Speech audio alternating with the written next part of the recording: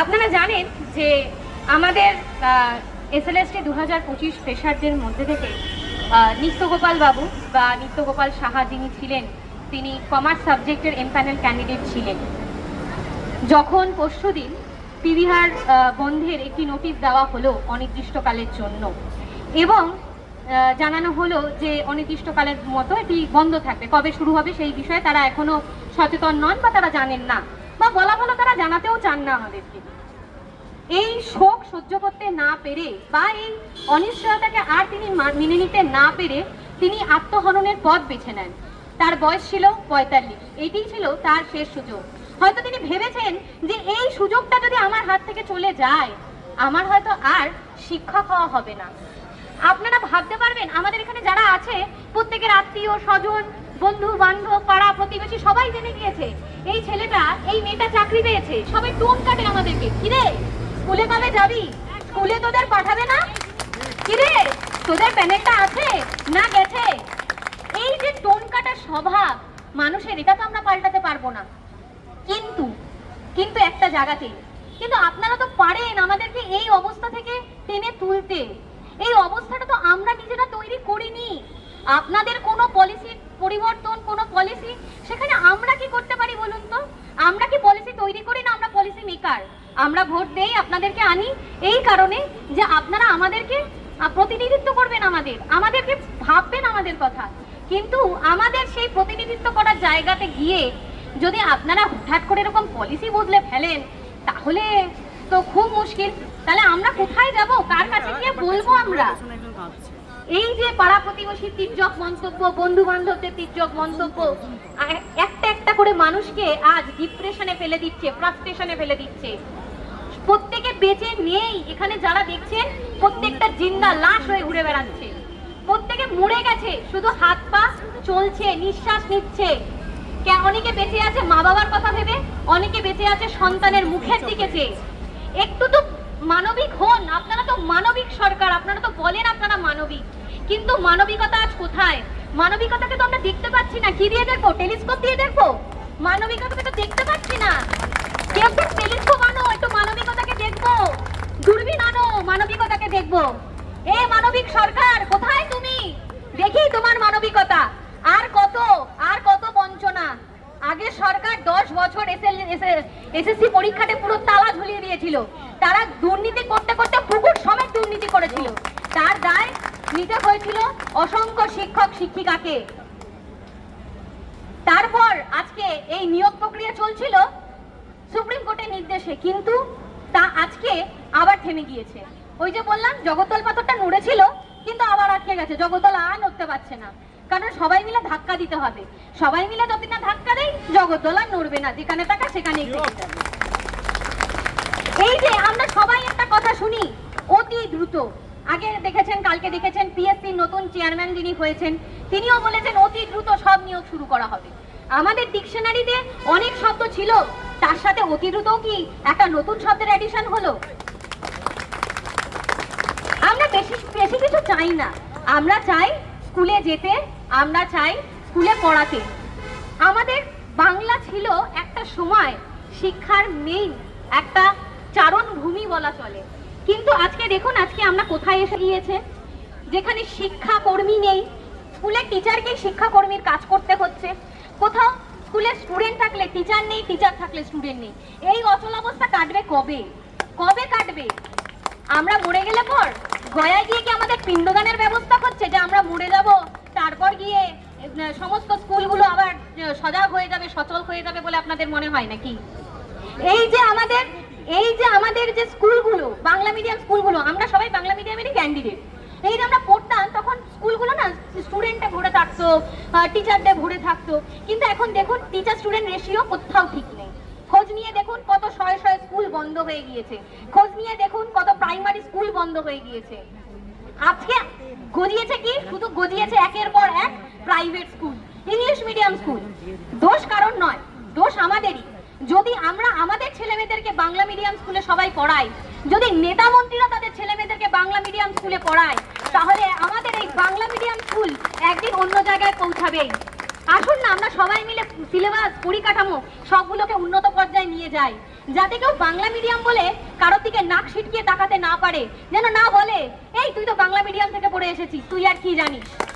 আসুন পরিকাঠামো উন্নত করি, আসুন স্কুল বাড়িগুলোকে আবার প্রাণোচ্ছল কতগুলো প্রাণে আমরা ভরে দেই। শিশুরা তো ফুল, ওই ফুলগুলোর জীবনকে নষ্ট করার অধিকার আমাদের কারণ নেই। আজকে এই 15 বছরে শিক্ষার যা হাল হয়েছে, তাতে বাংলাকে পিছিয়ে ফেলে বিহার অনেক আগে এগিয়ে গেছে। তাহলে আমরা কি এখন সবাই সব ছেড়ে বিহারে চলে যাব?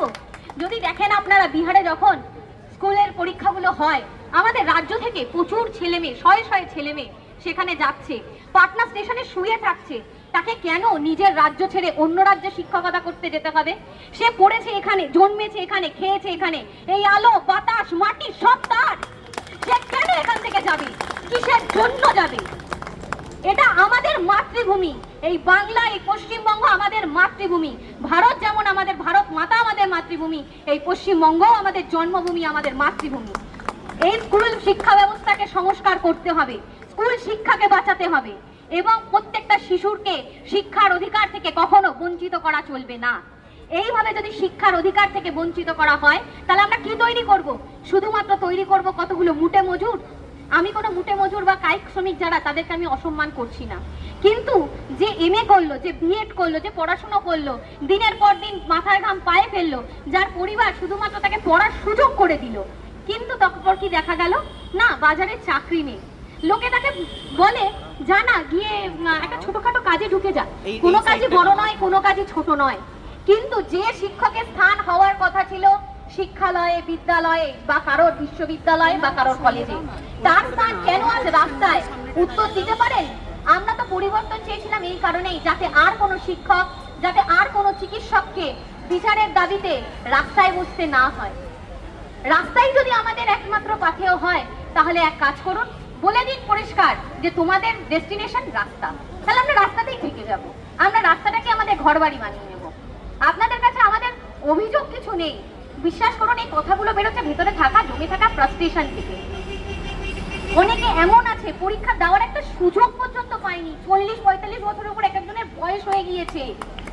বুঝতে পারছেন তাদের অবস্থাটা? যারা আজকাল আমরা বেশি পড়াশোনা শিখেছি, তাদেরকে লোকে বলে এত পড়াশোনা শিখে কি হলো, কি করলি, কিছু করতে পারলি? কিচ্ছু করতে পারলি না। এই যে ব্যঙ্গ, এই যে বিদ্রুপ, এগুলো আর কতদিন চলবে? কতদিন আমরা সহ্য করব? তাই ওই যে শিক্ষামন্ত্রী আমাদেরকে বলেছেন অতি দ্রুত নিয়োগ শুরু হবে। আমরা চাই এই নিয়োগটা যেন সত্যি অতি দ্রুত শুরু হয়, আর এই বেকারত্ব থেকে যেন আমাদের সত্যি অতি দ্রুত মুক্তি ঘটে। আজকে এই যে 2016কে নিয়ে বিস্তর গোলযোগ ছিল, প্যানেলটা বাতিল হলো। এই যে আজকে প্যানেলটা বাতিল হলো, বাতিল হওয়ার পর এতগুলো মানুষ আমাদের সাথে পরীক্ষায় অংশগ্রহণ করলো, তারা তো পরীক্ষা দিল, দিয়ে অনেকেই এমপ্যানেলড হয়েছেন এবং দুর্ভাগ্যবশত অনেকে এমপ্যানেলড হতে পারেননি। যারা পারেননি, সরকারের কাছে আবেদন, সরকার তাদের দিকটা মানবিকতার সহিত ভেবে দেখুক। কিন্তু যারা আজকে এমপ্যানেলড হলো, কিছু সংখ্যক অসাধু লোক শুধুমাত্র নিজেরা পায়নি বলে এখন এই পরীক্ষাটাকে, প্যানেলকে আলাদা করে দাও। কেউ আবার বলতে শুরু করলো পুরো প্যানেলে দুর্নীতি আছে, কেউ বলে দিল এটা আছে ওটা আছে। আপনারা যে এত কিছু বলছেন, আপনাদের কাছে কোনো প্রমাণ আছে?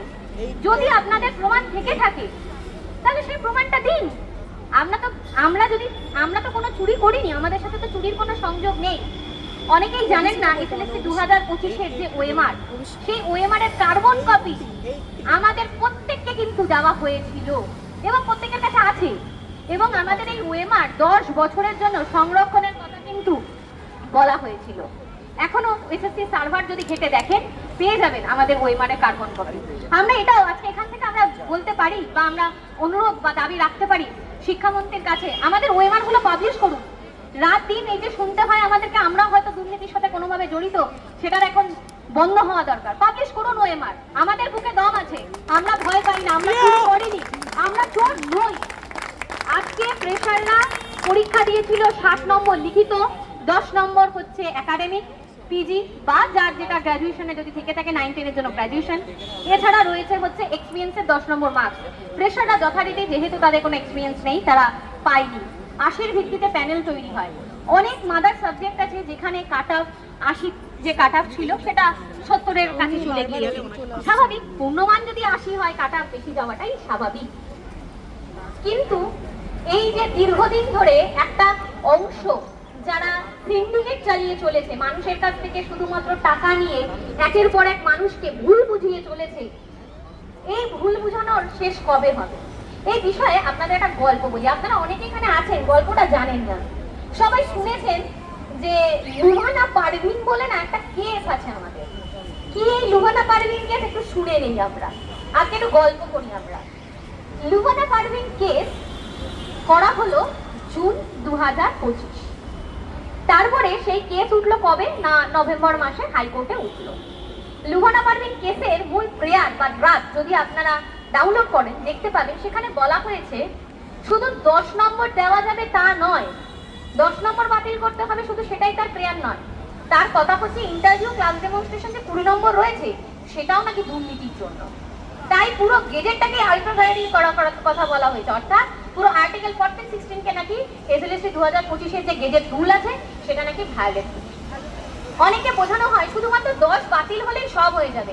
একটা কথা আজকে জেনে রাখুন, যারা যারা এখনো ডাউনলোড করেননি ডাউনলোড করে নিন, করে দেখে নিন। আজকে শুধুমাত্র এই যে এসএলএসটি 2025-এ দেখবেন হাইকোর্ট থেকে একটা নির্দেশিকা দিয়েছিল বা এসএসসি পাবলিশ করেছিল যে লুভানা পারভিন কেসের উপরে মেরিটের উপর বেস করে এই প্যানেলে যারা চাকরি পাবে তাদের প্রত্যেকের ভাগ্য নির্ধারিত করছে। তাহলে ভেবে দেখুন এই কেসটা কত বড় একটা কেস। শুধু 10 নম্বর বাতিল হয়ে যাব, বাকিরা পেয়ে যাব, এটা কিন্তু নয়। এটা কিন্তু আমাদের যে পুরো পরীক্ষা, পুরো প্যানেলটাকে উড়িয়ে দেওয়ার জন্য এই লুভানা পারভিন কেস কিন্তু যথেষ্ট। যদি একবার কোর্ট কোনো কারণে বলে যে লুভানা পারভিন কেস যেটা রয়েছে সেটা পুরোপুরিভাবে সত্যি সেই কেসটা দিতে যায়, মানে 2025-এর গেজেটটা সত্যি 14 এবং 16-কে ভায়োলেট করছে, তাহলে ভুলে যান কেউ পাবে না চাকরিটা, কেউ না। যা শোনগা ওখানে।